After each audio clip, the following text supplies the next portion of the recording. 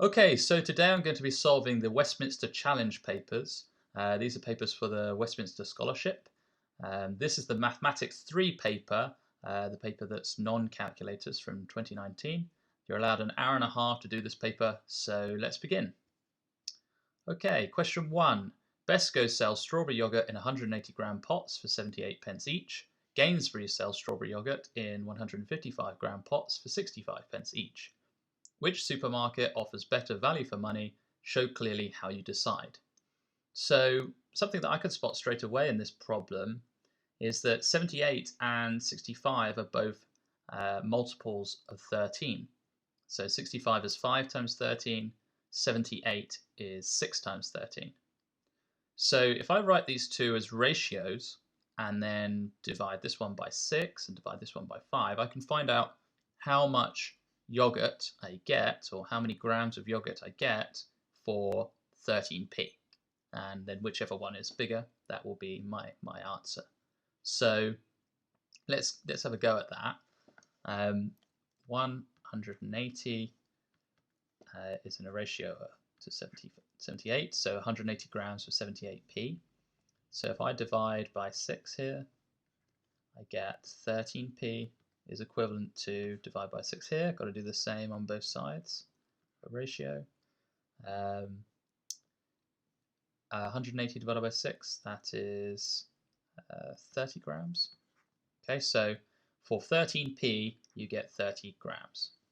Okay, doing the same thing with the other one, 155 grams and 65p.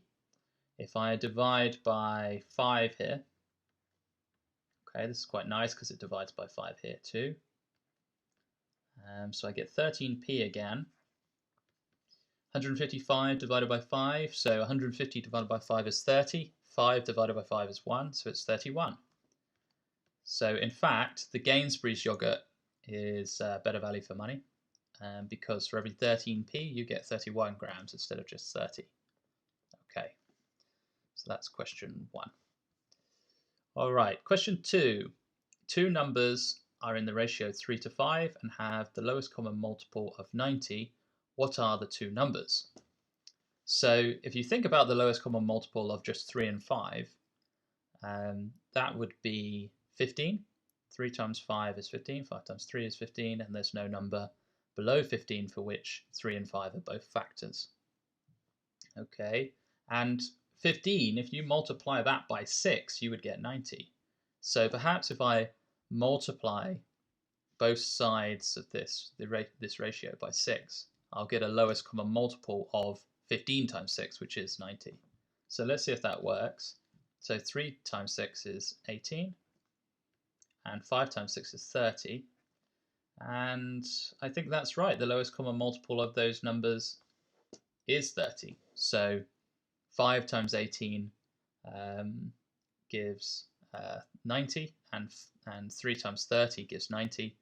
And I can't think of any, well, there's certainly no sort of lower multiples of 30 that are also multiples of 18, so that's correct. Okay, so doing the same thing here, you've got three numbers in the ratio of 10 to 12 to 15.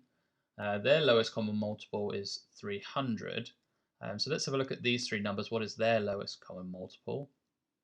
I think that's going to be 60. So 6 times 10, or 10 times 6, 5 times 12, and 4 times 15. They're all 60, and there's no number below that for which all three of these numbers are factors.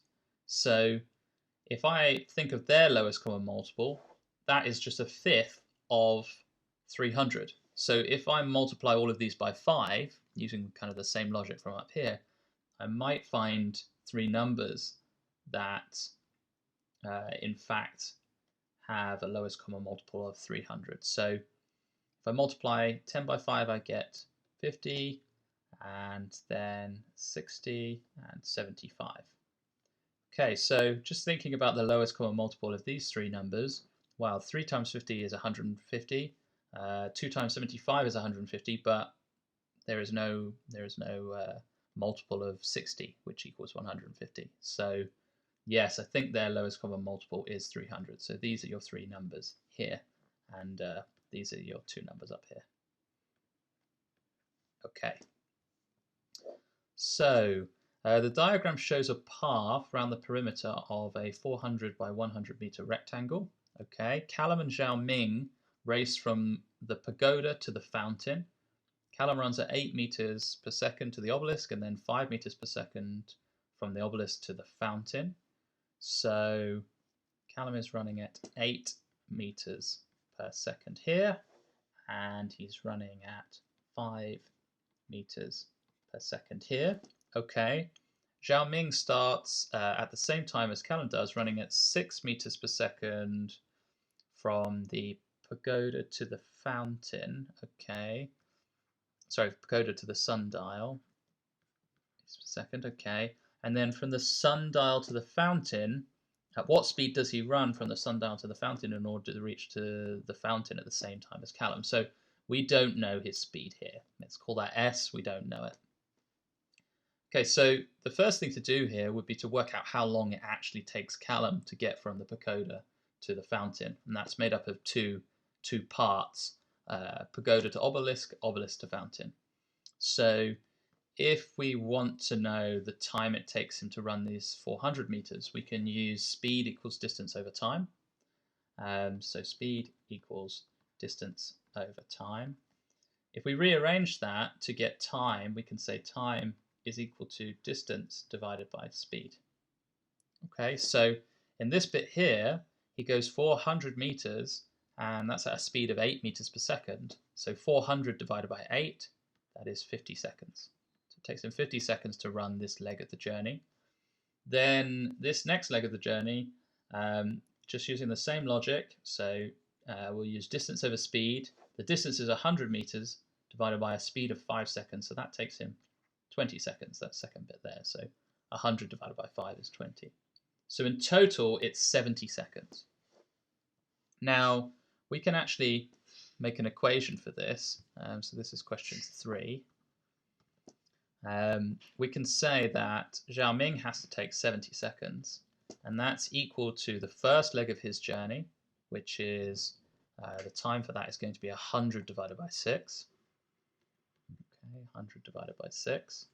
And then the second leg of his journey is going to be 400 meters divided by the speed s, and we don't know what that's going to be. Now, this equation, something that you can do to simplify it straight away, is perhaps we could divide by 10. That way we get rid of these zeros on the end of everything, make the numbers look a little bit smaller, nicer. So 70 divided by 10 is just 7, 100 divided by 10 is just 10, and 400 divided by 10 is just 40. Okay, so that makes it look a little bit easier, just divided by 10 all over. Okay, next thing I do is try and get rid of these fractions, so I might multiply everything by 6 and by s. Okay, so let's do the left-hand side first. 7 times 6 is 42, and then multiply by s is 42s. Okay, 10 over 6 multiplied by 6 is just 10, then multiplied by s is 10s, and 40 over s multiplied by s is 40, and then you have to multiply that by 6. So 40 times 6 is 240. Okay, so if I take away 10s from both sides, I get 32s here, and that's just equal to 240. Now there are some common factors here. In fact, they both divide by 8, I think. So let's divide both sides by 8, and I'll get 4s is equal to 30. Okay, and then if I divide by 4, I will find the speed. So the speed is 30 over 4, which you can write as 15 over 2. 15 over 2 is 7.5. So he runs at 7.5 meters per second from the sundial to the fountain. Okay, question 4. A school is divided into a junior section and a senior section. The head teacher does an inspection of the school uniform and finds that 65% of juniors but only 25% of seniors meet the uniform standards. Given that 43% of the whole school meet the uniform standards, what percentage of the school are juniors? Okay, so again we've got to form some equations here. So let me scroll down. I'll do that on this page here. So we can say that 65% of juniors plus 25% of the seniors equals 43% of the whole school. Okay, so how do I translate that into maths? I would say that 65% is 65 over 100. Okay, and that's multiplied by j, and I'm going to call j the number of juniors. Okay, then was it 25%? Yeah, 25% of the seniors. I'm going to write that as 25 over 100. Now I realize I could cancel down both of these percentages or these fractions into something lower, but I'm not going to do that just yet. So times the number of seniors is equal to 43% of the total number of students. Okay, so this is the reason I didn't cancel this down, because now I can actually get rid of all of these divided by 100s. Okay, they're not necessary. You could just times everything by 100 and get rid of all of these. But I do need another equation if I'm going to solve this. And, well, the reason is that I've got three unknowns here. And if I want to solve this problem, I need to find these unknowns. So what I could do is I could represent everything in terms of, well, I'm actually looking for the percentage of the school that are juniors. Okay, so that will actually be the number of juniors divided by the total number in the school. But I could do something else to actually simplify this, actually let us solve this problem. We know the total number of students in the school is just made up of juniors and seniors. So this has to always be true. The total number of students has to be the number of juniors added to the number of seniors. So what I'm going to do is, because I want to find the percentage that are juniors, I'm actually going to try and solve the problem in terms of a new variable. I'm going to call it f for the fraction that are juniors. And that fraction that are juniors is just going to be juniors over the total number of students. Okay, so the way that I could rewrite this problem in terms of f is if I divide both of these equations by t. Okay, if I divide them by t. So let's do that. So dividing the top equation by t, I get 65 times juniors divided by t. So that would give me a juniors divided by t, which I'm now calling that f. Okay, I'm rewriting it in terms of this new variable f. So I can say 65f, the fraction I want, plus 25s over t. So dividing seniors by the total number of students as well. I've got to do that. I've got to divide the whole equation by t. And then on the other side, I have 43 times t. If I divide by t, I just have 43. Okay. Now doing this same thing to this other equation here, maybe I could call this equation 2. If I do that to equation 2, the total number of students divided by the total number of students is just 1. So t divided by t is just 1. And then I get j over t, which is my f, plus s over t. So if you were worried about that s over t in here, no need, because we can actually rewrite that in terms of f. S over t is actually equal to 1 minus this fraction f that we're looking for. Okay, just from this equation here. So let's put that in. Let's put that into our equation here. We can rewrite this equation. I'm going to do it in this little bit of space up here as 65f plus 25 times 1 minus f is equal to 43. If I expand this bracket now, I'm going to get 65f plus 25 minus 25f. Okay, so just expanding that bracket, it's 25 times 1, and then 25 times minus f. Okay, that's still equal to 43, but I can start to collect like terms. So 65f minus 25f is 40f. Okay, and I can move the 25 to the other side. So if I take 25 from this side, I also take 25 from this side, I'm going to end up with a better form for my fraction f. So 40 take away 25, take away 20 is 23, so that's 18. Okay, 43 take away 25 is 18. So the fraction f is 18 over 40. But if you read the question, it asks for it as a percentage. Okay, so percentage means a fraction over 100. So if I can make this denominator into 100, then the number on the top will be my percentage. So percent out of every 100. So 40, if I times 40 by 2.5, if I times it by 2.5, then it would equal 100. And if I do that on top and bottom, I will get my fraction over 100. So 40 times 2.5 is 100. 18 times 2.5, 18 times 2 is 36. Half of 18 is 9. Add that on, that's just 45. So 45% of the school are juniors. It's 45 out of every 100 students that are juniors, so that's 45%. Okay. If you didn't spot that timesing by 2.5, no bother. Maybe an easier thing to do would be take it down to a tenth.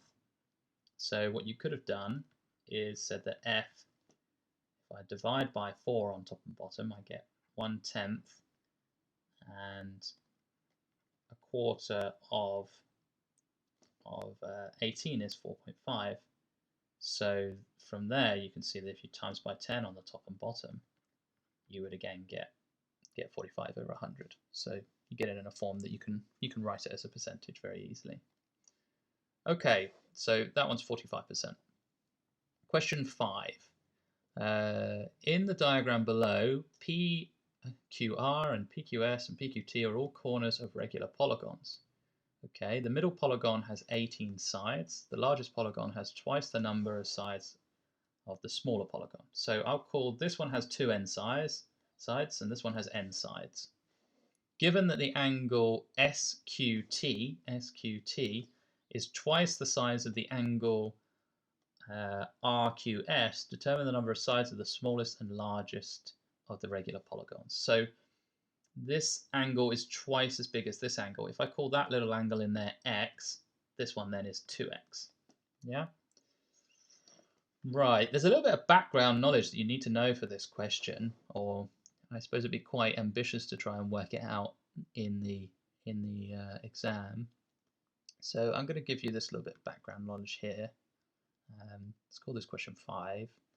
So let's draw the smallest number of sides of a regular polygon. That would be an equilateral triangle. Okay, a regular means all of the sides are the same length. Regular is all of the sides are the same length, and a polygon just means it has n sides. So poly, many sides. Okay, many-sided shape. So here we're going to talk about what an external angle is. And I do this just by continuing on all of the lines in sort of one direction. And I like to think about this as you start facing this direction. Maybe you're doing a walk or something, and you walk along this side of the triangle, and then once you reach this corner, you actually turn this angle here. We're going to call these angles external angles, E. So when you reach this point here, you turn through an angle E, and then you walk down this side, and you do the same thing when you reach here. So you turn another angle E, and then you walk along here, and then you turn another angle E here. So if you do that, you're always going to find yourself pointing at the end in the same direction as the direction in which you started facing. And you will have turned through a total angle of, well, in this case, E plus E plus E. But if you've gone round a sort of full circle, gone around a full shape here, then you've actually turned a full 360 degrees, which in this case is equal to 3E. So E must be equal to 360 divided by 3, which is 120 degrees. And that makes perfect sense because we know that the angle inside an equilateral triangle is 60 degrees. And these two angles are on a straight line. So 60 plus 120 is 180. So it meets that condition of angles on a straight line add up to 180 degrees. But we can actually generalize this for n, for an n-sided shape. I'll just show you the four-sided example here. So that's just a square. And you might be able to spot that all of these exterior angles and all of these interior angles are equal to 90 degrees because a square has right angles in all of its corners. So in this case, you can see again, I don't know why I made that dotted. In this case, you can see again that this rule is again true. 360 degrees in this case is equal to 4 times the number of external angles, and then the external angle is 90 degrees. Okay. If we generalize this to an n-sided shape, then we can say 360 degrees is equal to n times e. So for an n-sided shape, so hexagon, n will be 6, so on and so on.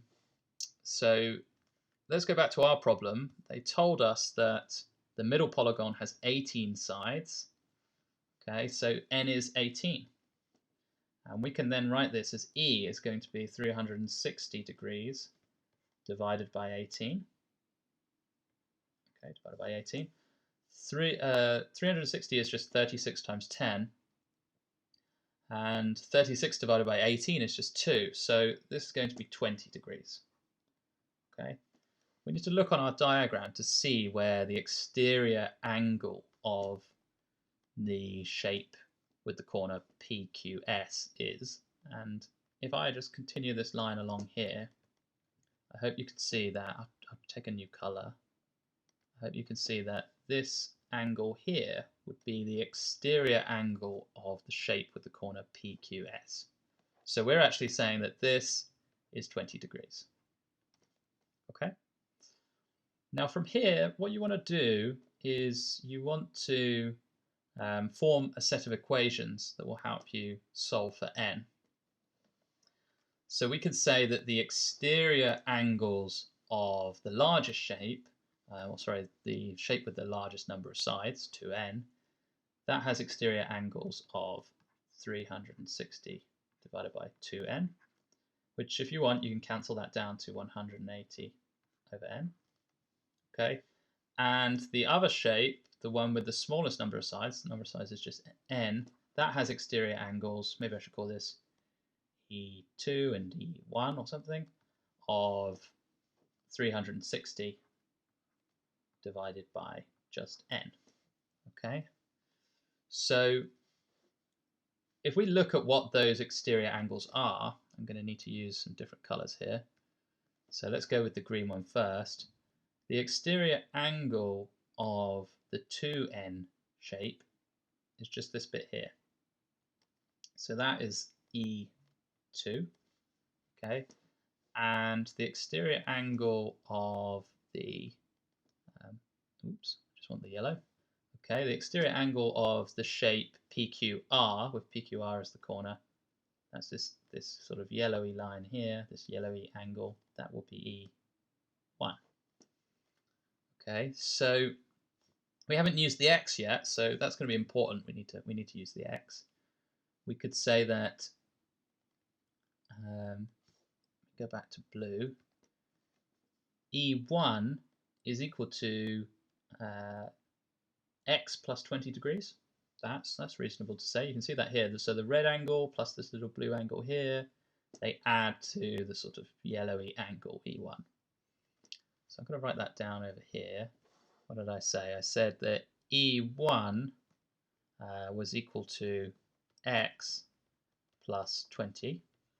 Okay, I'm not going to bother with the degrees. And I also said that E1 was 360 divided by n.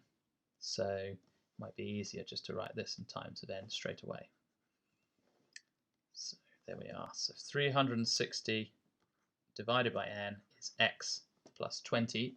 If we can form a new equation in terms of n and x with maybe E2, then we can solve this. So let's see what we can do here. So it's easy to spot that E2 plus 2x is equal to 20 degrees. So we've got another one now, and once you have two of them, it's fine to solve this. So E2 plus 2x is equal to 20 degrees. Just going to check I've got this one the right way round. Let's check. So is E1 equal to x plus 20? Yes, it is. Is E2 plus 2x equal to 20 degrees? Yes, it is. Okay, so I have everything I need now on this page to solve it. I'm going to replace E2 with our expression for E2 in terms of the number of sides, which is 180 divided by n. And I should be able to now solve this. What I should be able to do is eliminate x from these two equations. When you have an equation with two unknowns, so n and x are both unknown, and as long as there are the same number of equations as there are unknowns, or more, you can solve it usually. So let's do that. Let's multiply this equation here, I'll call it equation 1. If we multiply that by 2 all over, then we get 720 over n is equal to 2x plus 40. All right. And I can write the equation, let's call it 2 here. I could write that as 20 minus 2x is equal to 180 over n. Then if I add these two equations together, I'll call them, let's call them 3 and 4. If I add them together, there's an important thing that you can see here, that I have 2x here and I have a minus 2x here. So if I add them, those x's will cancel out, they'll disappear. And I'll be able to write this just in terms of n and n a whole number. So let's add from the left. So 720 over n plus 180 over n, that's just 720 plus 180 all divided by n. So that would be 900 over n. Okay, I'll write that here, 900 over n. The 2x here cancels with the minus 2x here, and we just end up with 20 plus 40. So that's equal to 60. Now, I'm thinking about what n could be. If I rearrange this, I can write this as, so if I multiply by n and then divide it by 60, I could write it as 90 divided by 60. Cancel some zeros on the top and bottom, then I get 90 over 6, which is 15. Okay, so the smaller number of sides is 15. The larger number of sides is 2 times 15, which is 30. So these are the number of sides of my smaller and larger regular polygons there. Okay, tough question, especially tough if you've never seen something like this before. So I'm glad that I got the opportunity to show you how that works. Okay, 6a.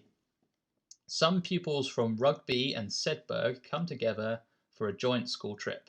The caterer makes up 2 separate bags of sandwiches, one for each of the 2 schools, so that each pupil should get 1 sandwich each. Fine. Unfortunately, the labels bearing the names of the 2 schools become switched, so that at lunchtime each Rugby pupil receives an extra 2/5 of a sandwich. What fraction of the sandwich does each Sedberg pupil get to eat? Okay, so again I'm going to approach this with a bit of algebra. Nothing to be worried about. So 6a, that's question 6a. Let's say that R is the number of Rugby students and so the number of Rugby sandwiches. Okay, and S is the number of Sedberg students and Sedberg sandwiches. Now we know that they get swapped. So the number of Sedberg sandwiches are divided equally between the number of Rugby students. And we know that the Rugby students receive an extra 2/5. It is 2/5, let me just check.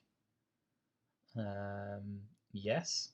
So an extra 2/5 means it's 1 and 2/5. So 1 is 5/5, so it's going to be 7/5 overall. Okay, so 1 and 2/5 is 7/5. And the question was how much of a sandwich does each Sedberg student receive? So if you think about it, they receive the Rugby number of sandwiches and they split them equally between the Sedberg students. So this fraction here is just the reciprocal of this fraction over here. So we could do that by just sort of flipping both sides, or if you want to think about it formally, you can think of it as 1 divided by this side of the equation is equal to 1 divided by this side of the equation. And when you do 1 divided by a fraction, you just end up flipping that fraction. So the Sedberg students divide the rugby number of sandwiches between them, and that comes to 5/7 of a sandwich each. Okay, so not enough really. Okay, let's see what they ask next. They're going to complicate this, I think. Some pupils from Westminster, Eton, and Harrow come together for a joint school trip. The caterer makes up 3 separate sandwich bags, 1 for each of the 3 schools, so that each pupil should receive exactly 1 sandwich. Fine. Unfortunately, the labels bearing the names of the schools become switched, so that at lunchtime, each Harrow pupil receives an extra 3/8, okay, of a sandwich, and each Eton pupil only receives 4/5 of a sandwich. Okay, what fraction of a sandwich does each Westminster pupil get to eat? Okay, so we don't exactly know how they're switched. So we don't know if Eton gets Westminster or Harrow gets Westminster, sandwiches, whatever. We don't know that order. But we should be able to work it out anyway. We do know they all get switched. So yeah, if you're wondering if they do certainly all get switched, you can think of it as if Harrow receives an extra 3/8 and Eton receives an extra 4/5, then if you thought maybe just Westminster gets their own sandwiches and then it's 1 each, then that would be like saying that each Eton pupil receives 4/5 of a sandwich. 4/5. That would be like saying that the Harrow sandwiches go to the Eton students, and then the Eton sandwiches go to the Harrow students, and we know that's an extra 3/8, so that becomes 11/8. Okay, so 8/8 plus 3/8 is 11/8. But these are not the reciprocals of each other. So we know for sure that Westminster don't receive the Westminster sandwiches. So we know this can't be the case. So let's change that around a little bit. If instead I suggest that Eton receives the Westminster sandwiches, and Harrow will then have to receive the Eton sandwiches, and then Westminster would receive the Harrow sandwiches. Okay, so that's one way it could be. How would we work out this if this was the case? Okay, we would multiply together these 2 fractions. So if you think about it, Harrow over Westminster equals Eton. No, it's those 2 reversed. Okay, so just give me a second. So if we work out these 2 multiplied together, we multiply these 2 equations together, we would end up with, there's an Eton on the bottom here and an Eton on the top here. We'd end up with Westminster over Harrow, and that would be equal to 4/5 times 11/8. So maybe I should do that over here. Okay, so Westminster over Harrow, I think, yeah. Westminster over Harrow is equal to 4/5 times 11/8. I can cancel the 4 with the 8, just make that 2 on the bottom. So this becomes 11/10. And we are actually asked what fraction do the Westminster students receive. So we said earlier that the Westminster students received the Harrow sandwiches. So that would be the reciprocal of this again. So that would be 10/11. Now, that seems like it might be only one option. So we suggested that the Eton people get the Westminster sandwiches and the Harrow people get the Eton sandwiches. But what about if we said it the other way around? If we said, in fact, the Eton people get the Harrow sandwiches and the the Harrow people get the Westminster sandwiches. Okay, then what would the Westminster people get they would get the eaten sandwiches. Okay. Right. So if we do this again, if we multiplied these two fractions together again, we would not receive Westminster over Harrow. We'd actually receive Westminster over Eton. So if you think about that, if you times this fraction by this fraction, you've got a Harrow on the top here and a Harrow on the bottom here. So you'd end up with Westminster over Eton. But in that case, you're after Eton over Westminster. So you would multiply these two same fractions together again and still receive 11 over 10. And then when you found the reciprocal, it would still be 10 over 11. So it doesn't matter which way round the sandwiches are swapped. A Westminster student will still receive 10/11ths of a sandwich in this example. Okay, cool. So that solves that problem. Next one, write an equivalent expression to this. Okay, loads of brackets here. So I think possibly the easiest thing to do is start in the middle.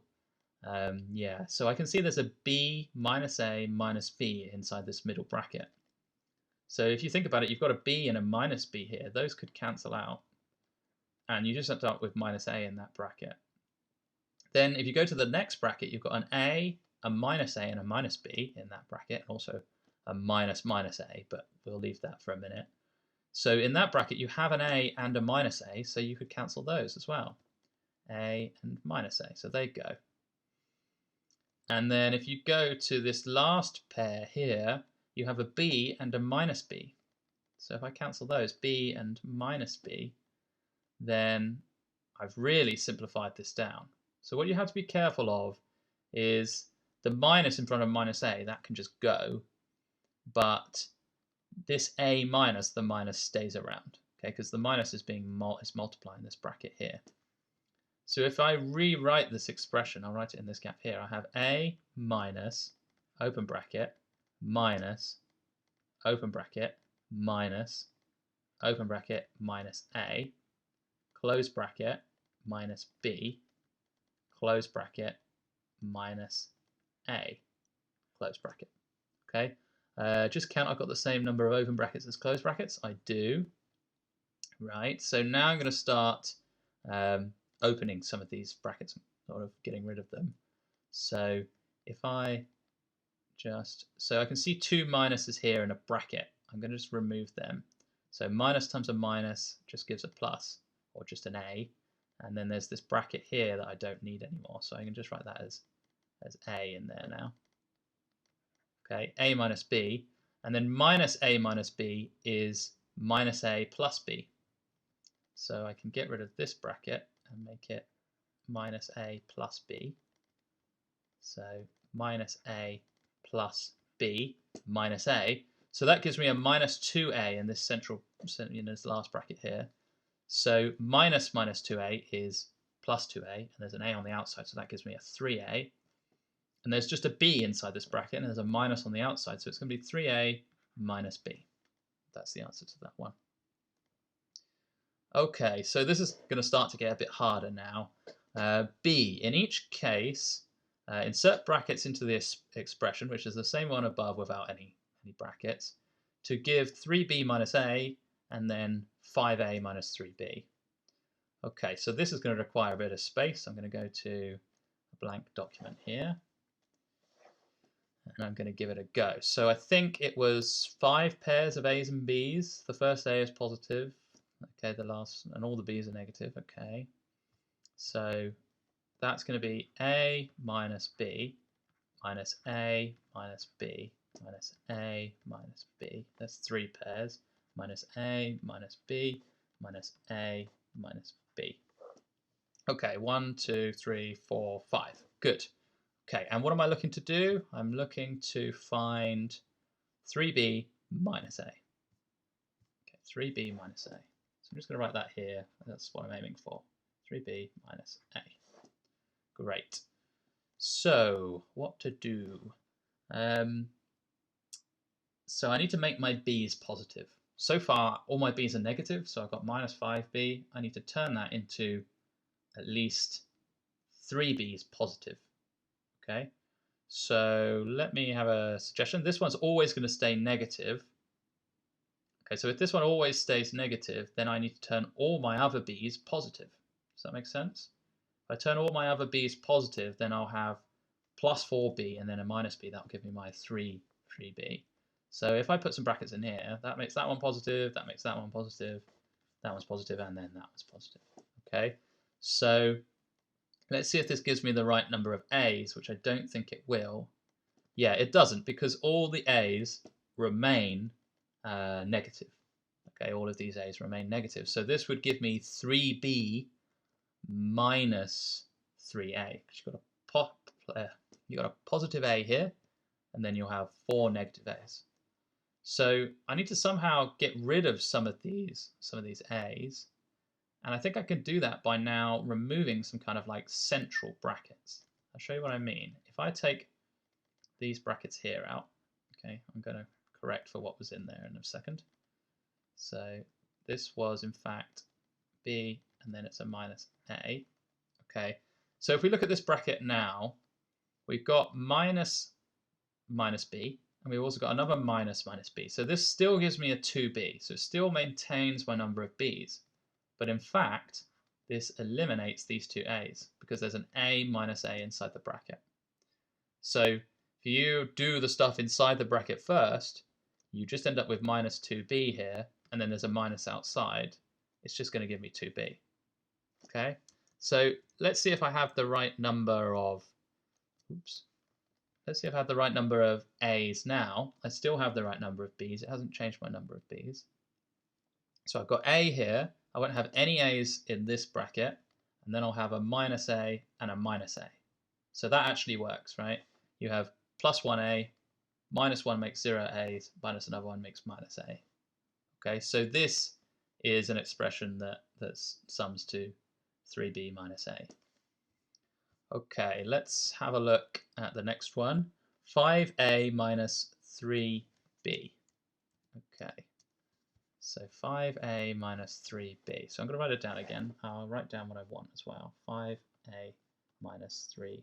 Okay, I've got a minus b minus a minus b minus a minus b minus a minus b. That's 4 pairs. Minus a minus b. Okay, that's my expression. So I want to get up to 5a. So all my a's now need to be positive. So maybe I can try putting the brackets in different places now. So if I put brackets here and here, and then here and here, and then here and here, and here and here, then what I've got is I've turned all my a's positive, right? So there's a minus outside, there's a minus inside, so they're going to sort of cancel out. And maybe I could do the same sort of trick to try and adjust my number of b's. So at the moment, I still have minus 5b. So because all these minuses are right outside and the b's are all positive inside the brackets, so yeah, you're still going to get minus 5b. But I do have my 5a. So let's try the same trick, removing some of the brackets to see if we can make this a little bit clearer. I'm just going to write it out now. I'm going to have a go at doing this. So let's go b minus a minus b minus a. If I sort of take out this central bracket here, these two brackets in the middle here, then I've cancelled out these two b's. There's a b and a minus b in this bracket, but there's still minus 2a times by a minus. So I've still got all of my positive a's, but I've just removed some b's. So what will that add to? I think if I remove two b's, then I should get my minus 3b. So let's just write it out in full and see if it worked. Okay, minus b, minus a, and then lastly a minus b. Okay, so I've got an a here. In here I'll have in total just a minus 2a, and then times a minus is a plus 2a. Okay, here I'm going to get a minus b plus a, and then a minus b plus a, and then a minus b. So that makes 3 minus b's and 5 positive A's. So this is the expression that you want to write down. That will sum to 5A minus 3B. Okay, let's see what they ask for next. So, in each case, explain why no combination of brackets inserted into this expression could simplify to an expression containing B only. Okay, so why couldn't I get rid of all of my A's? So I think what's important here is the first A is positive and the rest are all negative. But you can't change the value of the first A. The first A will always be positive. There's no bracket that you can put in here that will change that A into a negative A. So you start with a total of minus 3A. So there are, so you've got A and then minus 4A. But you can change the sign of the other A's. But when you do that, there's no combination for which you can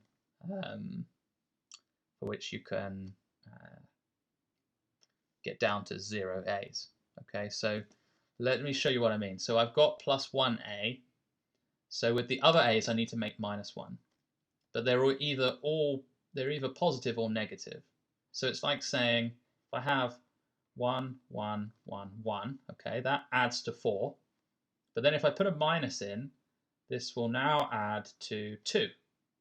Okay. If I put another minus in, this would now add to 0. If I put another minus in, that will now add to minus 2. And if I put another one in, that would add to minus 4.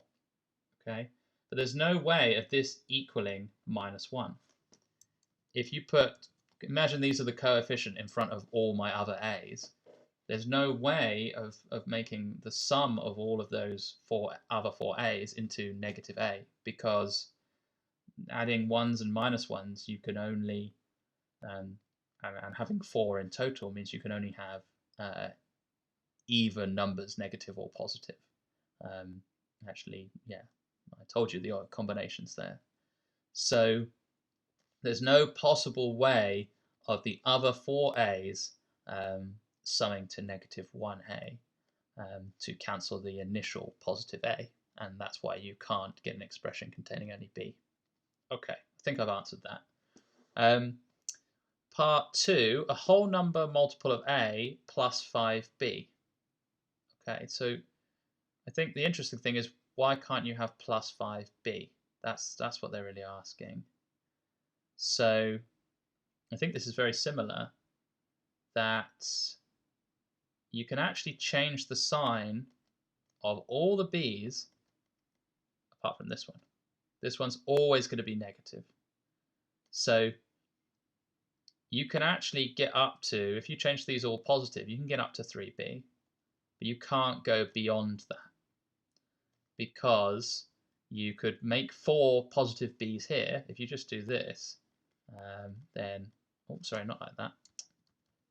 If you just did this, then all of your B's are positive, like we did in this part here.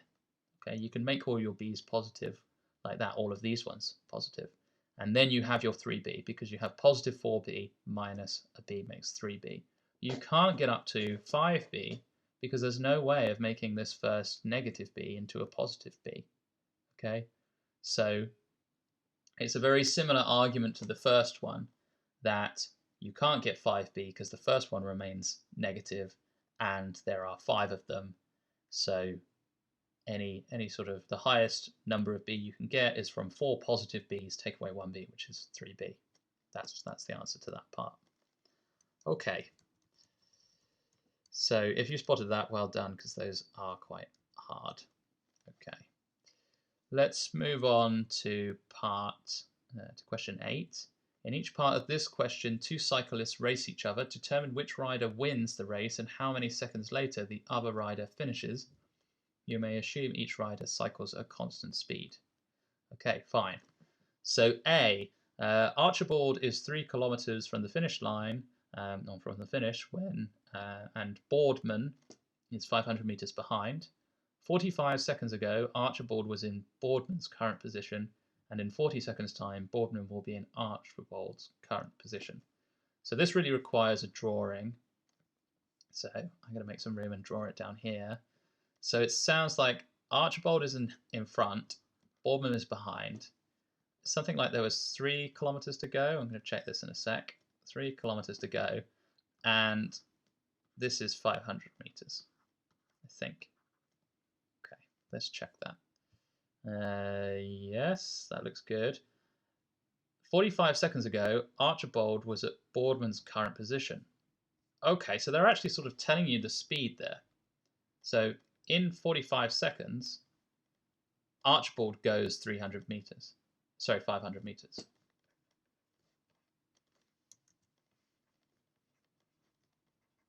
Okay, so A goes 500 meters. And then it said that 40 seconds time, B will be in A's position. So 40 seconds, B goes 500 meters. And that's actually all you need to solve this problem. So A is 3K from the end. So he needs to go another 6 times 500 meters. 6 times 500 is 3,000 meters, which is 3 kilometers. So he needs to do, it's going to take him 6 times 45 seconds, which is 3 times 90, which is 270 seconds. Okay. B is 3.5 kilometers from the end, and it takes him 40 seconds to go 500 meters. So he is going to need to do 7 times 500 meters. So that's 7 times 40. So it's going to take him 280 seconds. So A will win. A wins by 10 seconds. Okay, so that solves that part. Let's look at the next bit. Cavendish is 9 kilometers from the finish line. 6 minutes ago, Cavendish was in Drake's current position. In 5 minutes' time, Drake will be in Cavendish's current position. Drake is cycling 3 kilometers per hour faster than Cavendish. Okay, interesting. So let's draw this again. So Drake is somewhere behind, or is it? No, sorry, it's Dark. Dark is somewhere behind. Cavendish is in front of him, and Cavendish happens to be 9 kilometers from the end. I'm trying to wonder, are these names of famous cyclists, or are they just using A, B, and C on purpose? Okay, so we can say the speed of Drake is 3 kilometers per hour faster than the speed of Cavendish. So speed Cavendish plus 3, and this is in kilometers per hour. Okay, just going to note that because it's also in minutes, so you've got to be careful about that. So actually we could change this into 1/10 of an hour and 1/12 of an hour. Okay, that way we're always working in hours and kilometers. So 6 minutes ago, Cavendish was in Drake's current position. So whatever this distance is here, they haven't told us this time, let's call it D. So Cavendish, okay, so let's go, the speed of Cavendish is equal to the distance D over, and I'm not going to use 6 minutes, I'm going to use 1/10 of an hour. So D over 10. So that's speed equals distance over time. Okay, so in a similar way, in 5 minutes' time, Dark will be in Cavendish's current position. So the speed of Dark is equal to D over, and now it's 1/12 of an hour, because that is 5 minutes. So 60 divided by 12, 60 minutes divided by 12 is 5 minutes. So I'm doing it in units of hours. If you divide by a fraction on the bottom, it's actually equivalent to multiplying by that fraction flipped. So this is like saying that the speed of Cavendish is 10d, okay, and the speed of Dark is 12d. Okay, so if I use these two now, I could actually sort of calculate a ratio of their speeds. So if I call this like equation 1, and this is equation 2, and I do equation 2 divided by equation 1, I can say that speed of dark over the speed of Cavendish is equal to 12 over 10, which is actually just 6 over 5. You could probably have spotted that from something to do with these minutes and thinking about a ratio, but I did it a little bit more long-winded here, but if you want to see a faster way of doing it, there's probably a way of doing it there. So now I can actually substitute in for maybe Cavendish's speed. So the speed of dark is going to be equal to 6/5 times the speed of Cavendish. So I can put that in. 6 over 5 speed of Cavendish is equal to the speed of Cavendish plus 3. So if I take away SC from both sides, the speed of Cavendish, I'll get 1/5 the speed of Cavendish is equal to 3. So Cavendish is going at 15 kilometers per hour, and that means dark is going at 18 kilometers per hour. Kilometers per hour. Should be an N in there. Okay. So that's equal to SD. So we need to know what D is though as well. So D here is in fact, well, we can work this out. We can say that 15 is equal to 10D. Okay, so if we divide that, we can say that D is in fact 1.5 kilometers. Okay, as long as you're using kilometers and hours, then you don't really need to worry about units. It's only if your units are different. If you've got something in minutes and you're using kilometers and hours for like the speeds, then you're going to have a problem. So you could have always changed this into kilometers per minute, but that would just mean that your numbers are much bigger and you'd have to times, say, 30 by 60 to get your kilometers per minute. So I guess this is maybe the easier way of doing it. So there is, in fact, dark has 10.5 kilometers to go, and Cavendish has just 9 kilometers to go. So if you use speed equals distance over time again to work out time, you want to use time equals your total distance left divided by your speed. So this time for Cavendish is going to be equal to 9 over 15, which we can cancel down, divide by 3 top and bottom, to 3 over 5, which is 0.6. So 0.6 of an hour, remember. The time for dark is going to be 10.5 kilometers divided by 18. So maybe I'll times this by 2, or what am I going to do?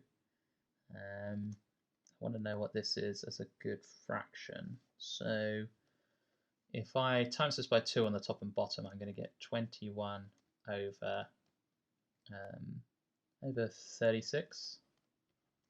Okay, and then I can divide both of them by 3. I can make it 7 over 12.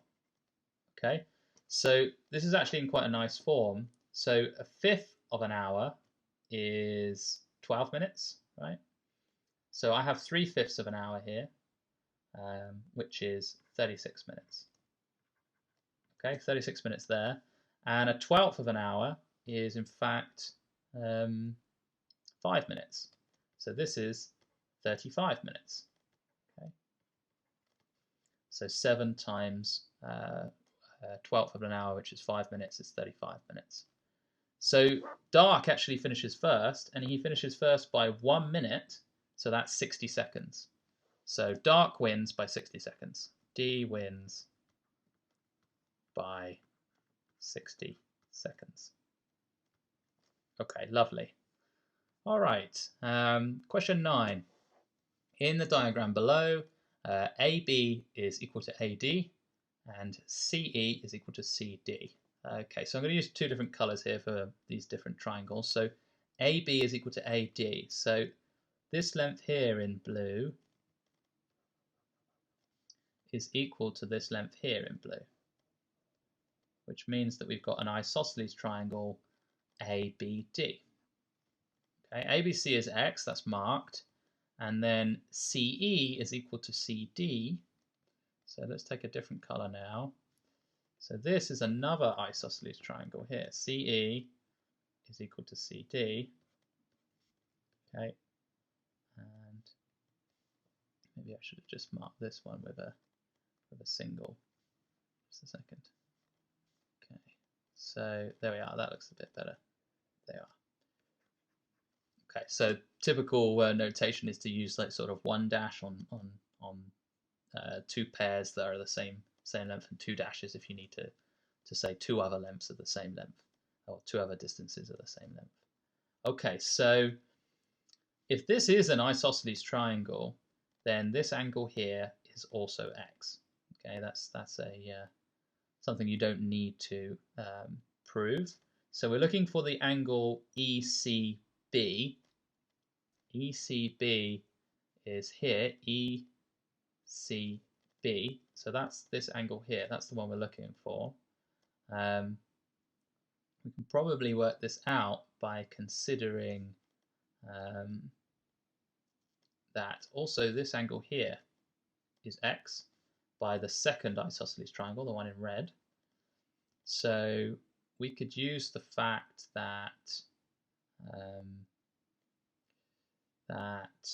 this angle here is going to be 180 minus 2x. Okay, I'm using the red triangle and I'm saying all the angles in there have to add to 180 degrees. So that's 180 minus 2x. So C just has to be 2x by the fact that that angle there, the 180 minus 2x, plus the angle ECB, they're on a straight line. So 180 minus 2x plus some angle is 180. Well, that angle is 2x. So that's how you know it's 2x. Show that the angle ABD must be less than 60 degrees. ABD. So that's the angle X. I don't know why they didn't just call it X, but ABD, because C and D are on a straight line, that's still the angle X. Okay, so I've got to show that this is somehow less than 60 degrees. So it's this idea that these have to be kind of flatter triangles than sort of, so they have to be more like this than like this. Okay, so somewhere in the middle you get the equilateral triangle where all of them are 60. So if these two angles are the same, it has to be one of those kind of squatter triangles rather than one of these taller, spikier triangles.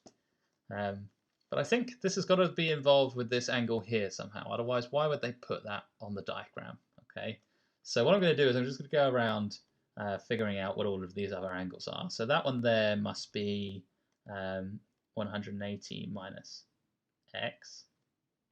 Oh, actually, yeah, okay, actually this works. Okay, so I didn't need to do that 180 minus x. If I think about the triangle, I'm going to highlight it here in green. If I think about the triangle F to C to B back to F, okay, I'm going to get rid of that now that you know which one it is. Then let's think about the corners of this triangle. We know one of them is 2x, the other one is x, and the other one is something unknown, but it is an angle, right? It does exist. It's a real angle. It's going to be greater than 0. That angle, because all of the angles in a triangle add up to 180 degrees, that angle, we can write that as 180 minus x minus 2x, which is 180 minus 3x, and that has to be greater than 0. It has to be greater than 0, otherwise this triangle wouldn't really exist, because these two lines would be parallel, CF and CB. So we have to have some kind of x here that is greater than, sorry, that is less than 60 degrees. So if you just move this to the other side of the inequality and then divide by 3, you end up with x is less than 60 degrees. Okay, so that proves it. Okay, question 10. The diagram shows two squares, one inside the other. The area of the smaller square is 490 centimeters squared. Okay, the distance OB is 3 times the distance OA. Okay, distance OB is 3 times the distance OA. Yeah, that makes perfect sense. So this is the smaller one, this is the larger one across the top here. So I might just call this x, and I'm going to call this 3x. Does that make sense? Okay, what is the area of the larger square? Okay, fine. So I think what we can do is we can say that if this is x here and that's 3x, then what's this length here? It looks like it's going to be x. I think it is. All of these are sort of similar triangles, aren't they? Because, yeah, I think they're all going to be similar triangles. If you consider sort of the symmetry of this shape here, then I think this length here has to also be x. This length here has to also be 3x, and I can see that kind of because all of these triangles around the outside, they're all right angle triangles, and they all have one length here plus the other smaller length is equal to a side of the big triangle, and they all have the same hypotenuse, which is the length of the smaller side of the triangle.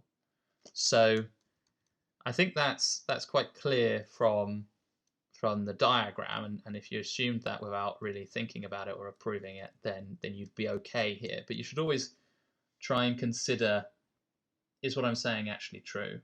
And here it is true because they all have the same hypotenuse, and they all have this fact that one length plus the length of the smaller one here is going to equal the side of the big triangle. So the only way that it can work is if they're all the same triangle. And actually, one of the ways that you can sort of verify Pythagoras is by doing something like this. So let's see if we can work this out. We can work out the side of this square here in terms of x, and then we can use that to work out the side of this larger square in terms of x as well. So the larger square is really an OB plus an OA, so that will be 4x. So the side of the larger square is 4x, so the area of the larger square is 4x all squared. Okay, but we need to know what x is in terms of some number, so let's first do Pythagoras on this triangle OAB here. So the two smaller sides are x and 3x, and the larger side, well, that would be the square root of 490. So, but we want to say something in terms of x. So if I do that, I can say that x squared plus 3x all squared, so you've got to put it in brackets, is equal to, well, 3 squared is 9, so this is equal to 10x squared. Okay, and 10x squared is this side length all squared. And if you square this side length, that's the same as the area of the inside square. So 10x squared is equal to 490 centimeters squared. But we don't want 10x squared. We want the area of the larger square here, which is 4x all squared, or 16x squared. 4 squared is 16. So if you want to turn something from 10x squared to 16x squared, you need to multiply it by 1.6. So what I need to do is I need to say that 16x squared is equal to 1.6 times 490, and that should be the area of my larger square. And this is a nice way of doing it because then you never have to work out some surd for whatever x is. You can just leave it in terms of x squared. So 0.6, so we want to know what sort of 60% of 490 is and add it on. So 10% is 49, so 6 times 49 is, well, 6 times 50 minus 6. So that's 294, I think. So this should be 490 plus 294. Okay, and that's going to be, oh, what is that? So take away in total 16 from 800, so that would be 700 and is it 600? Yeah, from 800, so 784, I think, centimeters squared. Okay, yeah, I think I'm happy with that. So if you added on 300, that would be 790, and then take away 6, that'd probably be a bit quicker. Yeah, that seems right to me. Okay, question 11. In this question, you may assume that a positive whole number is a multiple of 3 if the sum of its digits is a multiple of 3. Okay, it's nice that they're giving you that. Sometimes they just assume you'll know it, which is a bit unfair. By writing 1111 as 110 plus 1 and 11111 as 11100 plus 11, show that 11111 is 1 more than a multiple of 3 and 11111 is 2 more than a multiple of 3. Well, that is quite easy to do. So by the rule that you've just given me, that if you add up the digits, it adds to a multiple of 3, then it is divisible by 3. Then this is divisible by 3 because this adds up to 3. Okay, so it's 1 more than a multiple of 3, and that's what they asked us to show because this is a multiple of 3. Add 1. Okay, then if you do the same thing here, this adds up to 3, so this must be a multiple of 3. And then 11, we can say that's 9 add 2. So 9 is a multiple of 3, it's 3 times 3. So multiple of 3 plus a multiple of 3, that whole thing must be a multiple of 3. And then it's 2 more than that. So it's 2 more than a multiple of 3. Okay? Right, list A is defined as follows. The list starts with 1. If t is in the list, then 10t plus 1 is the next number in the list. Okay, so it'll be 1, then 11, then 111. Okay, so it's just going to be a series of 1s. Okay, so the fourth number will be 4 1s. Write down the 8th and 9th numbers in the list. Right, so 8 1s. Here we go. 1 1 1 1. That's 4. 1 1 1 1. That's 8. So that's the 8th number.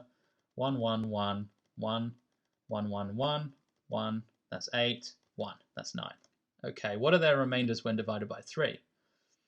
So if we say, okay, so you can do the same thing that you did with the sort of 11 case here with the 8 case. So you can write it as 1 1 1 1 1 1, then 2 zeros, okay, plus 11.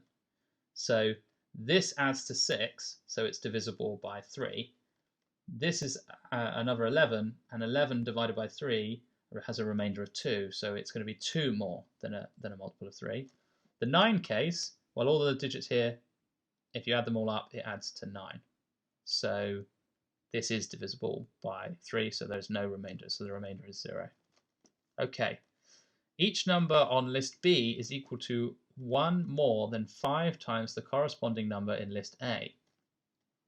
Okay, so list B is made up of numbers like 5, 5, 5, 6. Okay, so that would be like the fourth number in list A times 5 is going to just be 4 5s, and then you add a 1, so you get a 6 on the end. Okay. Each number on list C is equal to the corresponding number on list A plus the corresponding number on list B. So if you add the number on list A to the number on list B, then you'll get 6, 6, 6, 7. So every number on list C is going to be, well, the first one will be 7, the next one will be 67, the next one will be 6, 6, 6, 7, so on, right? A series of 6s and then a 7, okay, and a series of 5s and then a 6. Okay, explain why the 1st, 4th, 7th, and 11th, and so on numbers on list B must be multiples of 6. So the first thing to say is because list B ends in a 6, each number in list B is divisible by 2. And if a number is divisible by 2 and divisible by 3, then it's divisible by 6. And that means that it is a multiple of 6. Okay, it has 6 as its factor, therefore it is a multiple of 6. So if we take, for instance, the first number, that is just 6. That's definitely going to work. But here we've got the fourth number, and we can see that we actually have 3 5s in a row, okay, which must sum to 15, okay, and then a 6. So if we consider it, adding all these digits together, 3 times 5 plus 6, that's the sum of those digits, 3 times 5 plus 6. If this bit must be divisible by 3 because 3 is a factor here, and this bit is divisible by 3 because it's 6. It's always going to be 6, so it's always going to be 3 times 2.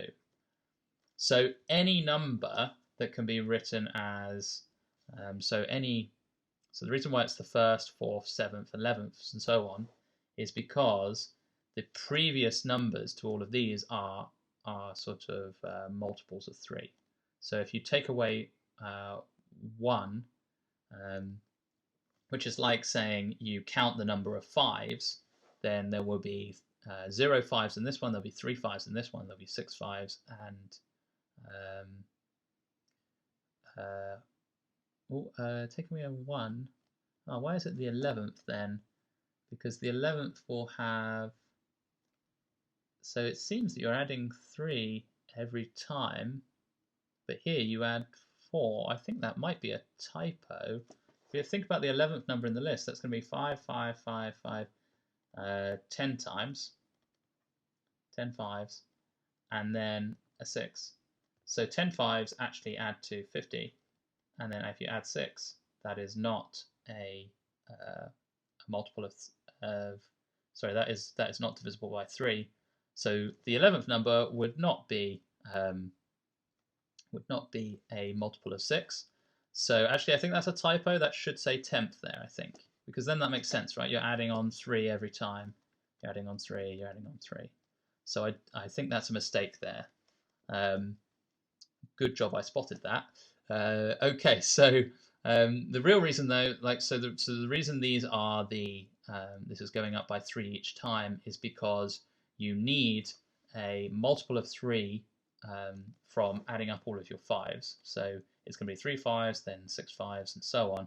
And that, because you have a 6 as well, that's going to be going to make it the 7th or 10th number rather than the 6th or 9th number. Okay, I think I've answered that. Let's move on to the next bit. Explain why every number on the list C has the same remainder when divided by 3. Okay, so the reason for that is because all of the 6s will always, if you add them up, they will always be a multiple of 3. Okay, so then you have the 7, right? So if you think about adding a number of 6s, let's say this is just so many 6s, let's say it's n 6s, okay, and then a 7. This part is a multiple of 3, this part divides by 3, but this part divides by 3 to give a remainder of 1. So they will always have a remainder of 1, okay? So you could think of writing it as 666, however many 6s, and then a 0 on the end plus 7. So this will divide by 3 perfectly, because when you add the numbers, it's divisible by 3. But this will divide by 3 to give a remainder of 1. So that's why they'll all have a remainder of 1. Okay, I think I've answered that question now. So question 12a, find the prime factorization of 108. Okay, so I need some space to do this. Maybe I'll do it here. Okay, so 108. I would split that down into, I think it's 12 times 9. Yeah. And then 12 is 3 times 4. So 3 is a prime factor. 9 is 3 times 3. So those are prime factors. And 4 is 2 times 2. So those are prime factors. So if I wanted to write it, I would probably write it as 3 cubed times 2 squared. Or you can write it as 3, 3, 3, 2, 2. That multiplication signs in between all of them. Okay, so that's the first bit. List all the factors of 108, including 1 and 108, and find their sum. Okay, fine. So 1 and 108. It's best to write them in pairs, and then you'll know you're not missing any. Okay, so here I'm going to write it as 3 times everything else here. What is it? It's 3 times, so that'd be 3 times, 3 squared times 4. So that is 36. So 3 times 36. Okay, and then I could write it as 3 squared here and no 3 here, so I could write it as 9 and 12. Okay, so then I'm going to make it, if I make it 3 cubed here, it's 27 and 4. Okay, going through it kind of methodically is the best way. And then I could take another of these 2's out and make it 2 times 27 and 2. What's 2 times 27? That is 54 and 2. Okay, am I missing anything? I think I'm missing the sort of 6's, so I've got to take out 3 times 2 is 6. So if I took that out, if I had 3 times 2, then it would be times 3 squared times just 2. Okay, so that's 18. So it's 6 times 18. 6 and 18. Okay, what about if I took another 3 here, that would be basically the same 2 pairs. If I took another 2 here, that would give me 12 and 9, so I've already got that one. It's divisible by 2, 4, 6. It's not divisible by 8. 9, then 12. It's not divisible by 15. It is divisible by 18. This looks like all of them. Okay, this looks like all of them. It's not divisible by like 21 or anything like that. Is it divisible by 24? No, it's not divisible by 24 because it's not divisible by 8. Yeah, I'm just doing a quick check to make sure I've got all of them here. I think actually, if we look at this problem, the next part says, or at least tells you, that it's 7 times 40. So it's got to add to 280. So if I add all of these up and it doesn't add to 280, I know I've made a mistake. So what's a nice way of adding these together? Let's start with the smaller ones. So 1 plus 3, that's 4, plus 4 is 8, plus 2 is 10, plus 6 is 16. Okay, I'm going to sort of, maybe I should highlight those ones now, just sort of underline them in red or cross them off. Okay, so done, done, done, done, done. Okay, and then if I add, let's do some of the other ones now. Let's do 12, so 9 and 12 is 21, plus 18 is 39, 9 and 12 and 18 is 39. Okay, so let's do that, that's 39. Then 20, so I'll cross those off as well. Do it in bit by bit, then I feel a little bit more confident that I got it right. So 9 and 12 and 18 is 39. That makes perfect sense. Okay, 27 plus 54, that would be 74 plus 7, which is 81. Okay, so 27, that is 81. Okay, so 27 plus 54 is 81. Okay, I've cut them 2 out now as well. 36 plus 108 is 138, 144. 36 plus 108 is 144. Okay, if I add 81 and 39, that gives me 120. Okay, 120 plus 144 is 264, plus 16 is 280. And I know I'm right because later on in the question it tells me it's 7 times 40. Okay, so 280 is the right answer. Okay, so use this diagram to explain why the sum of the factors of 108 is 70 times 40, and hence verify your answer to part B. So I verified it because I already looked, but don't tell them that. And I can see that actually the number going down the side here, these all look like areas to me. So this is sort of 1 times 3, and 1 times 3 squared is 9. So they're saying that all of the factors are in this kind of table, and they've represented all the factors as sort of the areas of each of these individual rectangles and squares. So, well, they're all rectangles actually, apart from this one is a square. So the area of the whole thing you can just think of as the side multiplied by this side, and that is 1 times 2, sorry, plus 2 is 3, plus 4 is 7, and this is 1 plus 3 is 4, plus 9 is 13, plus 27 is 40. Okay, so that 7 times 40 is the same as the area, which is each of these individual parts are the area of a certain kind of factor pair. So so what am I saying here? I'm saying that everything is kind of represented here. So each combination of 2 and 3, so either 2 squared and 3 cubed and 2 to the 1, 3 to the 1, and all of those are represented here because you've logically gone through them. It's kind of like you've lined them up. It's like I said, I've got 3 squared, and I'm going to times that by 1, which is a factor, and I'm going to times that by 2, which is also a factor, and I'm going to times that by 2 squared, and that's also a factor. So you've done that for all of them. So all of the factors are represented here by their areas as well. So it says use a similar method to find the sum of the factors of 400. So let's have a go at that. So 400 I could write as 4 times 100, and I could write that as 2 squared times 10 squared, and 10 is 2 times 5, so it's 2 squared again and 5 squared. So I can write this as 2 to the 4 times 5 squared, and that means that if you think about it, you've got two sort of different varieties of prime here. So the sort of 2 primes go down this side, and the 3s go along this side.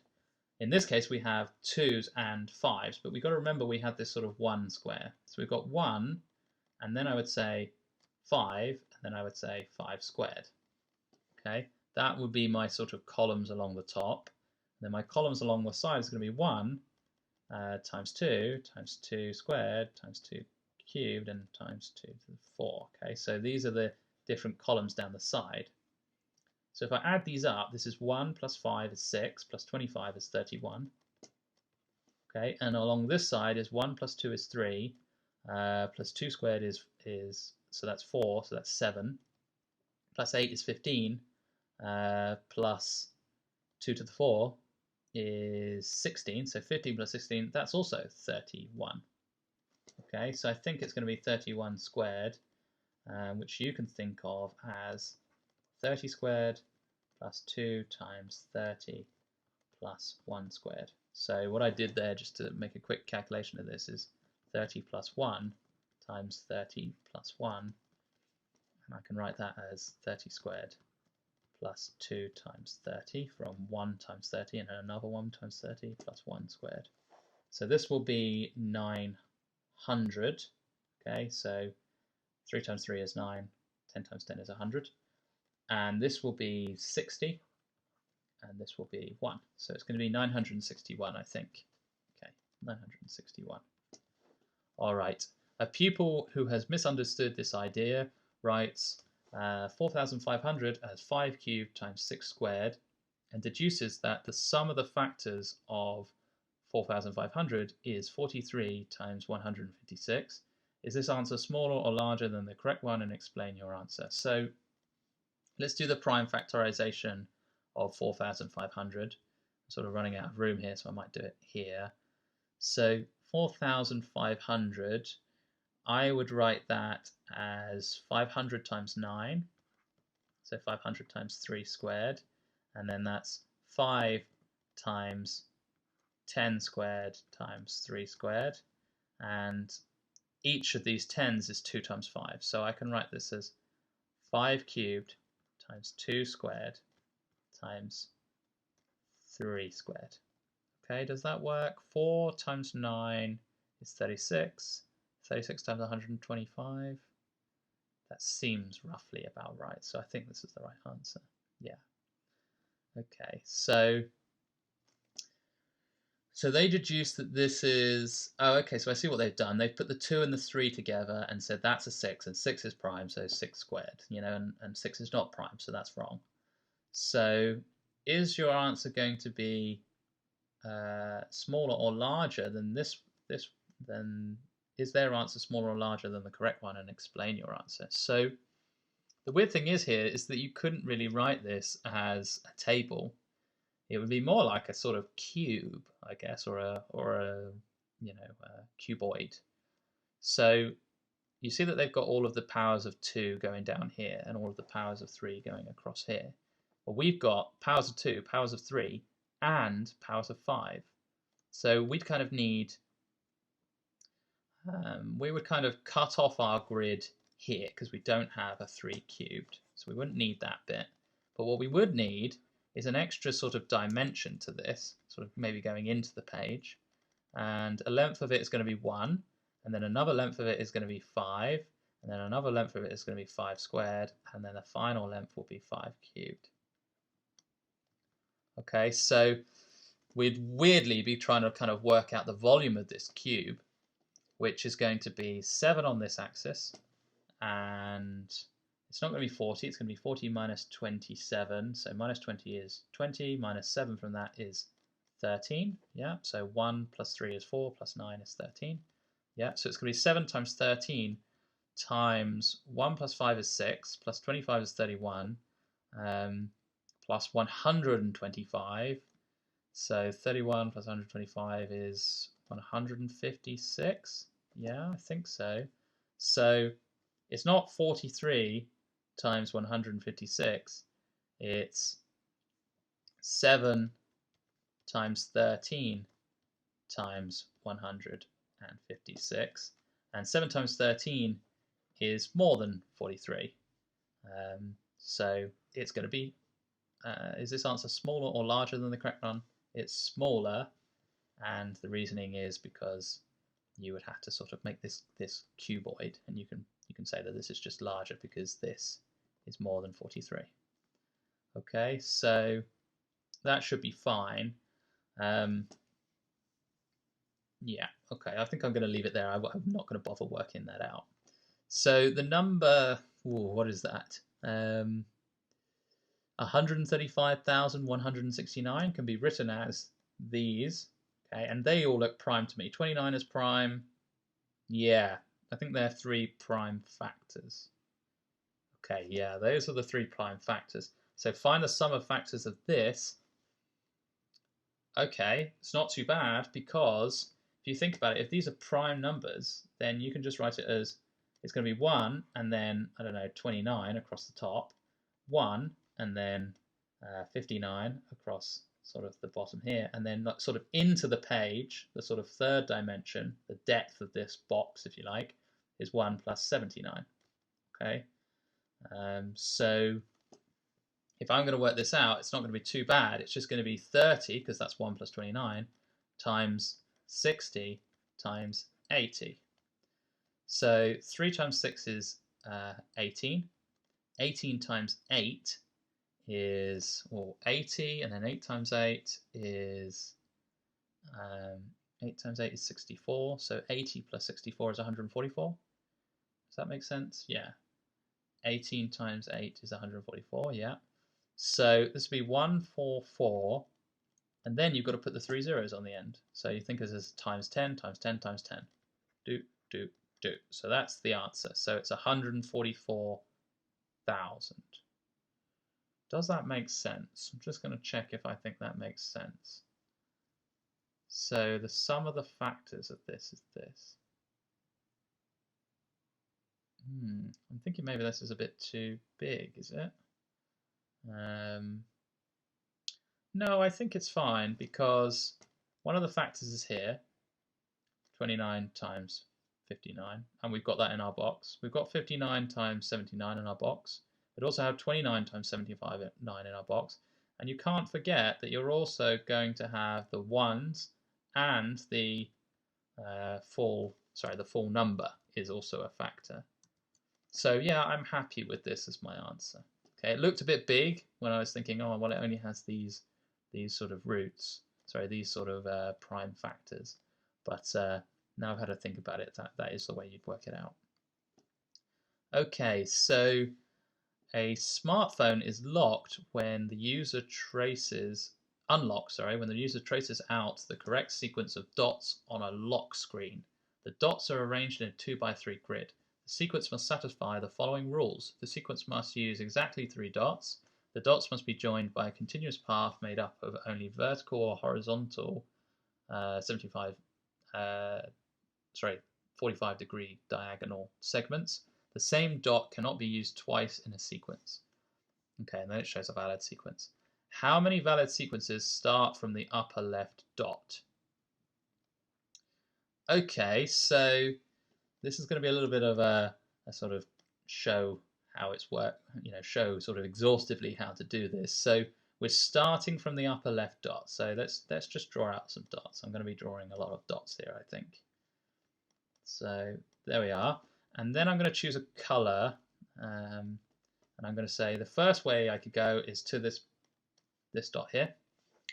And then from there, I have a load of different options. I have 1, 2, 3, 4 different options. So that represents 4 choices if you start from this dot. But that's not the only way I could go. Let me choose another color.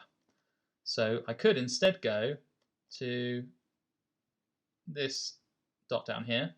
And then from there, I have 1, 2. There's only 2 options, right? You can only go diagonally up or diagonally or sort of straight along. So that's 2 more options. But I could have also gone at my starting position. I'm going to use a sort of yellow now, diagonally to this point here. And from there, I could go back. So that's 1. I could go up. That's another 1. That's 2. I could go diagonally over. That's another 1. That's 3. Or I could go over here. That's 4. So the total from this dot, you can only go to these 3 closest dots first, and then from there you can go to all the other dots. But the number of ways you can do that is 2 plus 4 plus 4, which is 10. Okay, so the answer to this part is 10. Okay, so I'll go back to a nice blue now. How many valid sequences start from the upper center dot? Okay, it feels like it's going to be more. Let's see if it's going to be more. So center dots are kind of a bit more connected, I feel. So we start from this dot here, and from this dot, wow, we can go to any other dot, right? We can go here, here, here, here, or here. Okay, so let's start just with an easy one. Let's go here, and then how many other dots can we go to from there? We can go down or along, so that represents 2. Okay, let's see if I have enough colors to do this. But actually you can use a bit of the symmetry here. So if you consider this way, it's going to be exactly the same. So this is 2 as well. All right. Now it should be the same when we do the diagonals as well. Those should be the same. So if you go here, then from there you can go up or along. So that's a 2. And also, for the same reasoning, this is a 2. Okay. There's one last place I can go, which is sort of straight down first. So if I go straight down first, okay, then I could go either left or right. So there's a 2. Diagonally to the left or diagonally to the right, so that's a 4. So if I add all of these together, I get 2 plus 2 plus 2 plus 2, that's 8, plus 4 is 12. So this second part, the answer is 12. Use your answers to A and B to show that there are 64 valid lock sequences in total. So the trick to this is saying, well, these kind of corner dots, they are all equivalent, effectively, and there are 4 of them. So it will be 4 times 10 for all of those corner dots. And then there are 2 central dots, and they're equivalent. So it's going to be 2 times 12 as well. So 2 times 12, and that sums to 64. Okay? Right, so Poppy and Harriet both have this kind of smartphone. Unfortunately, Poppy has smashed her screen so that she cannot use any sequence that involves the upper left dot. Harriet has also smashed her screen so she cannot use any sequence that involves the upper right dot. Find the number of valid sequences that neither girl can use. neither girl can use. If neither girl can use them, it means it must go through both of the kind of broken dots, or both of the kind of banished dots. So if I do the sort of broken dots as x's, okay, then I have a sort of shape like this. I just need to draw on the number of valid sequences that go through both of them. So one of them is straight along the top like this.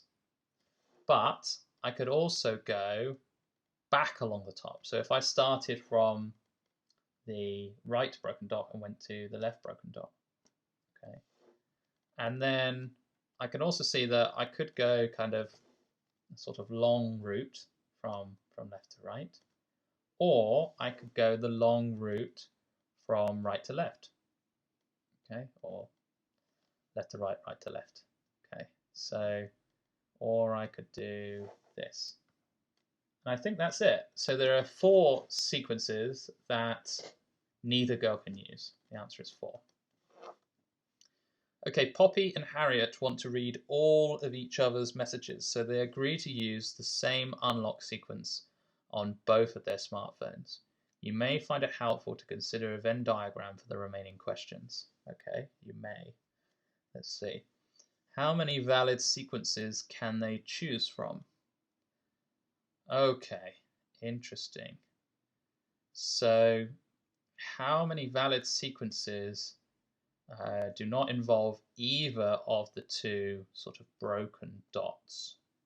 Okay, so I suspect the easiest way to do this might be just to work them out again. I don't really know what they're talking about the Venn diagram. Maybe once you've got one, you can use a Venn diagram to get the other one.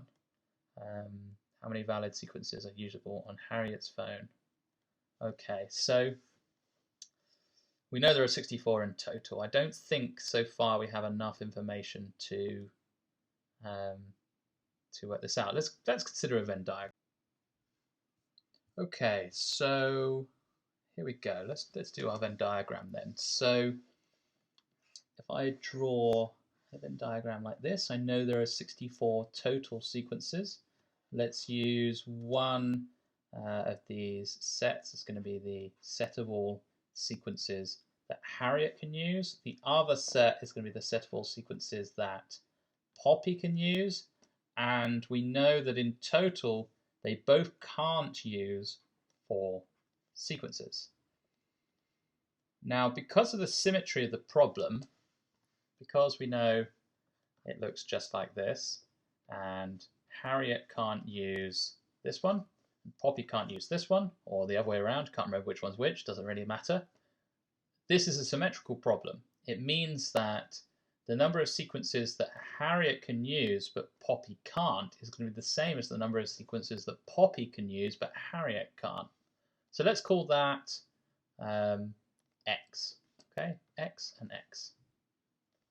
If we work out y, the number of sequences that they both can use, we know that x plus y, that's got to be equal to 60 because there are 64 total sequences and 4 of them neither can use. Okay, so all we need to do is work out how many sequences both of them can use, this y. If we know that y, then we've solved the problem. Okay, so let's give that a go. So let me write down, let's do my 6 dots, and I'll put my crosses here. Okay. If I start from this dot here, I could go to this one, or I could go to this one. Once I've gone to this one, there are 1, 2 different options. Okay, so that's 2.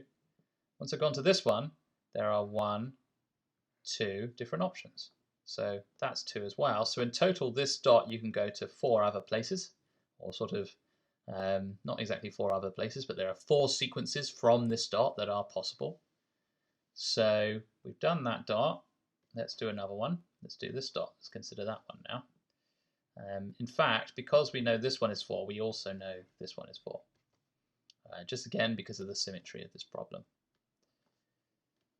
So from here, we could go here, and then from there, you can go that way, you can go that way. So that's 2. Let me change my color and I'll consider going here. From here, the only place you can go is over here. So that's another 1. And the same is true from here, the only place you can go is here. That's another 1. So there are 4 different possibilities from this node here. Node is the technical term for a dot on like a graph like this. This is called graph theory in mathematics, just if you wanted to know. It's not going to be on the challenge paper. Okay, so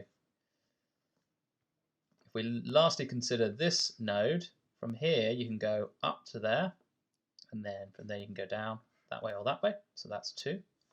And I'm going to change my color to green. You could go this way, but from there you can only go back up to here, so that's just a 1. And the same is going to be true of this one, so that's a 1 as well. So in fact, if I add this up, that'll be 4 possibilities from this node. There are 4 possibilities from this node, and then there are 4 from the other 2. So that makes 4 times 4, 16 possibilities that they can both use. So y is equal to 16. And we know that 2x plus y is equal to 60. So if we take 16 away from 60, we get 44. So x is 22. There are 22 sequences that only Harriet or only Poppy can use. But they never asked for that in the question. Let's just go back to what they asked for. How many valid sequences can they choose from? So how many sequences can they both use? That was 16. How many valid sequences are usable on Harriet's phone? So if we go back to our Venn diagram, if we consider just Harriet, that is this set here. So that's equal to x plus y. And x plus y is equal to 38. Okay? So if you want to check this, you could exhaustively go through all of them. That would take a little while, so maybe you wouldn't have time to do that in your exam, and that's why they've suggested that you use a Venn diagram on this problem. So the answers are 16 and 38 are usable from Harriet's phone. Okay, so question 14, last question. The diagram shows a rectangular piece of paper ABCD measuring 4 by 10 centimeters before and after it has been folded so that corners A and C meet. Okay, so I see what's happened here. You've kind of folded along this line. This side C has mapped onto A, so this is A and also C, and that has left sort of B sticking up over here somewhere. Okay. Calculate the length AE, showing detailed reasoning and working. So I'm going to call the length AE x, okay, and then this would be x here. Now BE is going to be 10 centimeters minus x. Okay, they must sum to 10. And BC is still 4. And I don't exactly know what DF and FC are. I think if you could fold C onto A, it's probably also true that you can fold A onto C. So I think it would be true to say that this is 10 minus x and this is x, but maybe we can get away without using them at all. So BC is still 4, and BC is the same as BA in this new diagram because C is on top of A. So that's 4. And angles are all preserved when you do this sort of fold, so that's still a right angle. What is BE though? BE is 10 minus x. Okay, we stated that from the start. BE is 10 minus x, and that's BE there. So this is a right angle triangle, and we know all 3 sides. The hypotenuse is x, and then the 2 shorter sides are 4 and 10 minus x. So we can use Pythagoras to solve for x. So we can say 4 squared plus 10 minus x all squared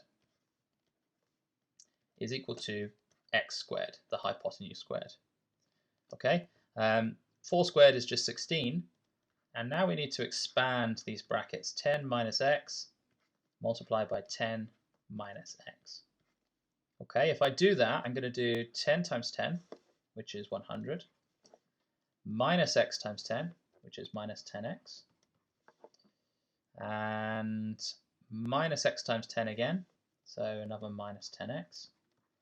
And then there'll be a minus x times minus x, and a minus times a minus is a plus, so that'll just be a positive x squared. Okay, so if I collect like terms here, I get 100 minus 20x plus x squared. And of course, I actually have to add on this 16, this 4 squared, and that will be equal to x squared. So x squared is equal to 100, and I'll add a 16 here. But what I can see is this question is only solvable for somebody who hasn't yet done quadratic equations and the quadratic formula, or factorizing quadratics, because there's an x squared on both sides. So if we take x squared away from both sides, we can then say that this is equal to 116, okay, 116 minus 20x is equal to 0, because I take away an x squared here, and I take away an x squared here. Okay. If I move the 20x to the other side and then divide by 20, I can say that x is equal to 116 divided by 20. I'm going to cancel this down to try and find this as a nice fraction. So, well, I guess what I could do is I could actually say 116 divided by 10 is 11.6. And if I divide then again by 2, then I've divided by 20. So I could write this as 11.6 divided by 2. 11 divided by 2 is 5.5. 0.6 divided by 2 is 0.3. So 5.5 add 0.3 is 5.8. So x is 5.8 centimeters. And that is the length AE. So that solves the last question. Okay, so this challenge paper certainly was a challenge. I think probably the hardest question is question 13, especially this part with the Venn diagram. I think that's kind of tricky. I think if you were to try and find all the possible solutions, these 38 solutions, that would be possible. It's just you're very likely to make a mistake. So using the Venn diagram is probably a little bit more helpful.